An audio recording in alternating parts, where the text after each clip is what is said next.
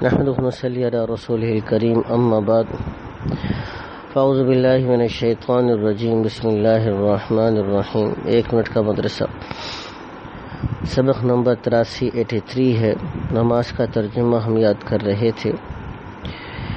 درود شریف کے آخر میں ہم پڑھتے ہیں انک حمید مجید، بے شک کہ آپ تعریف کے لائق بڑی بزرگی والے ہیں.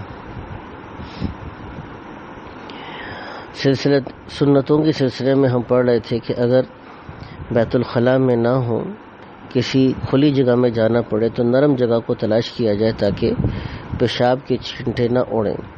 تو بیت الخلاء میں ہوں یا بیت الخلاء سے باہر کسی بھی جگہ پر ہوں تو پیشاب کے چھینٹوں سے بچنے کی بہت کوشش کرنی چاہیے، کیونکہ حدیث شریف میں ہے کہ اکثر عذاب قبر پیشاب کی چھینٹوں کی وجہ سے ہوتا ہے.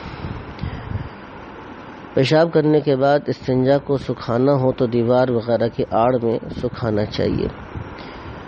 بڑے بڑے گناہ جو بغیر توبہ کے معاف نہیں ہوتے، اور ایک گناہ بھی اوپر سے نیچے گرا دینے میں یعنی جنت سے جہنم میں لے جانے کے لیے کافی ہے، مگر اللہ تعالیٰ جس پر فضل فرمائے. دھوکہ دینا، کسی کو اس سے گناہ یا خطا پہ شرمندہ کرنا، آر دلانا، کسی دوسرے کے نقصان پر، وہ نقصان چاہے اس کے دین کا ہو یا اس کی دنیا، اس کا مال کا ہو یا اس کے منصب کا ہو، یعنی کسی کے بھی نقصان کے اوپر اس کو نقصان میں دیکھ کر خوش ہونا، یہ بھی گناہ کبیرہ ہے. گناہ کے نقصانات جو پیش آتے ہیں کہ جب اللہ تعالیٰ بندوں سے گناہ لینا چاہتے ہیں، ان گناہوں پہ انتقام لینا چاہتے ہیں تو بچے بکثرت مرتے ہیں اور عورتیں بانجھ ہو جاتی ہیں. اللہ تعالیٰ حاکموں کے دلوں میں رعایا کے لیے غضب اور غصہ پیدا فرما دیتے ہیں، پھر ان کو سخت عذاب و سزا کی تکلیف میں مبتلا کرتے ہیں.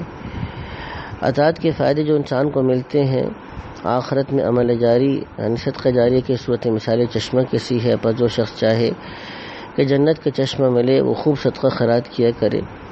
دین کی صورت مثالی آخرت میں لباس کسی ہے، پس جو شخص چاہے کہ اسے جنت میں خوب عمدہ لباس ملے اور دین اور تقوی کو مضبوط پکڑے. سورہ بقرہ اور سورہ آل عمران کی صورت مثالی قیامت کے دن مثل بادل صاحبان یا قطار باندھے پرندوں کے ٹکڑیوں کی ہوگی، پر جو شخص چاہے کہ قیامت کے دن سائے میں ہو وہ ان صورتوں کی تلاوت کیا کرے. اللہ تعالی ہم کو بھی پورے کے پورے دین کی برکات نصیب فرمائے. وآخر دعوانا الحمدللہ رب العالمین.